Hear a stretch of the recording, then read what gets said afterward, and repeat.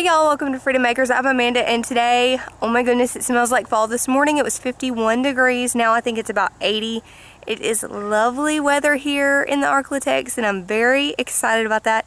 I still have lots of flowers growing and lots of produce to show you guys, so we are going to do a fall garden update.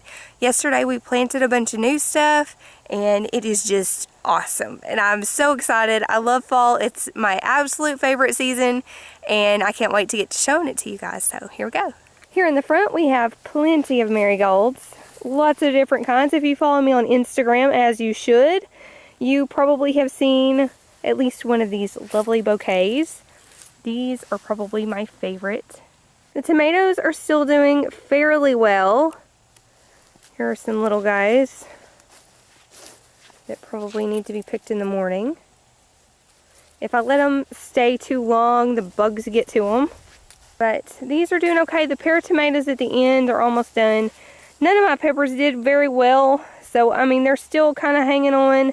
I do have a few new flowers and buds, so I'm going to let these guys keep going for the time being.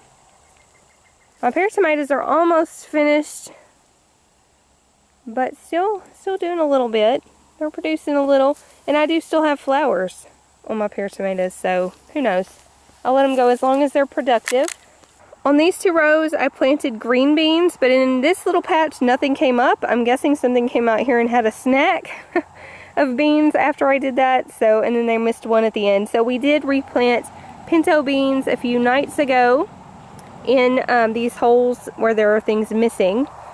In this row, down here, there's nothing yet. But up here we have planted turnip greens and mustard greens. You can see these little guys starting to peep out. Here we have black beans. And then at the end of this one and here are more pinto beans. I have a Swiss chard from the summer, and then next to the fence lane here I have green English peas coming up. These are a favorite of my dad's and Sunshine's, so I'm hoping to get a good amount of those. Here at the end I have my herb bed. In this little place I have put some butter lettuce. I need to tack this board back up so all the dirt doesn't fall out, but I still have a nice supply of herbs growing. In the middle, our lawnmower will not fit, so I need to get out here with the weed eater again. Here we planted in these 4 spots yesterday. The beets and the carrots that you see here, I have let stay here. I've left them alone. I'm hoping to get some seeds out of these guys. I did read that the carrots are a 2-year seed crop, so I'm surprised to see that this one has flowered. Having flowers on your first year, I think, is unusual for carrots. I don't know why this has happened or if these are viable. I still have to do some research there, but I'm excited to see that for sure. Here I planted 3 different kinds of radishes in like mini rows. Across from the beets, I planted 2 small rows of beets, and in the middle I did another kind of baby radish. Here I did all carrots, and here I did all spinach. These are our vining okra, Chinese okra, loofah gourds, however you may want to call them. I am so far still just picking what we want to eat, and then what is left we are going to let dry out this fall and hopefully have some loofahs. In the bathtub I still have 2 large beautiful basil plants going.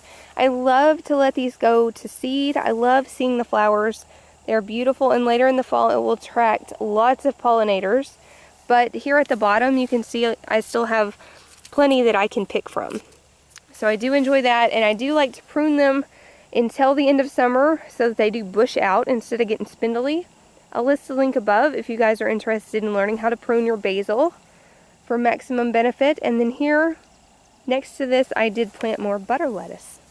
Here we are down the hill at the lower garden. My dad came out here while I was sick last week and bush hogged all of this for me. It had gotten absolutely unmanageable and very overgrown. I wasn't able to keep up the weeds, and we don't have the tiller attachment to keep the weeds really weed free and great. And we also planted our rows far too close together to be really effective with with the tractor. And so this next year we'll be doing things a lot differently. I don't think I do want to plant down here again anyway, because it is such a trek from the house and it's downhill. That was part of why I wanted to plant down here in the first place, because I knew it would kind of self-water some, because it the rain comes down from the hill, and then over here is a pond, and I knew that the water comes like from toward the house down toward this pond, and I felt like that would help, and it really did. I only had to water this like 2 weeks, and that was it. Everything watered itself for the most part.